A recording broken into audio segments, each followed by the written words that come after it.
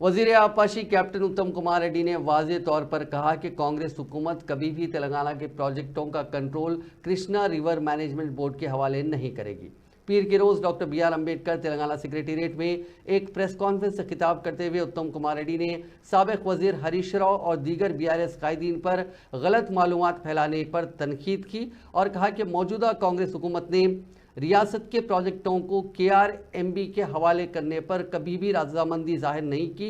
उन्होंने वाज़ेह किया कि कांग्रेस हुकूमत ने 7 दिसंबर 2023 को चार्ज संभाला और गुज़िश्ता 56 दिनों में इस तजवीज़ पर कभी भी न गौर किया गया और न ही हुकूमत कभी KRMB को इन प्रोजेक्ट्स का कंट्रोल देगी। उत्तम कुमार रेड्डी ने निशानदही की कि पिछली BRS हुकूमत दरियाए कृष्णा के पानी के ज़्यादा से ज़्यादा इस्तेमाल में नाकाम रही। उसने दरिया के पानी का ज़्यादातर हिस्सा आंध्र प्रदेश को देने पर इत्तेफाक किया।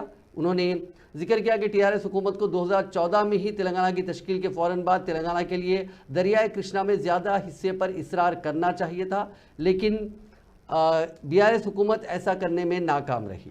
सबमिशन डे 10th August 2020 ఉండే ఈ మీటింగ్ పిలిచింది 5th August 2020 కేవలం రాయలసీమ లిఫ్ట్ ఇరిగేషన్ స్కీమ్ వాళ్ళు కట్టుకోవడానికి సహకరించడానికే కేసీఆర్ ఆ మీటింగ్ పోక డేట్ పోస్ట్పోన్ చేసుకొని టెండర్ పూర్తయి అగ్రిమెంట్ అయిపోయిన తర్వాతనే ఆ అపెక్స్ కౌన్సిల్ మీటింగ్ అటెండ్ అని చెప్పి నేను మనం చేస్తున్నాను।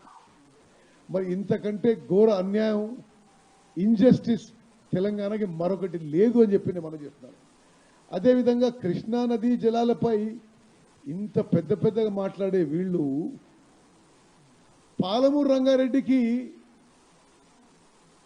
అసలు క్రమంగా ఎస్టిమేట్స్ పెంచుతూ పోయారు, కానీ 30,000 కోట్లని 40,000 కోట్లని 50,000 కోట్లని 55,000 కోట్లని పెంచుతూ పోయారు। ఇప్పుడు 27,000 కోట్లు 27,500 కోట్లు ఖర్చు పెట్టి ఒక్క ఎకరా కూడా నీళ్ళు ఇవ్వని పరిస్థితి।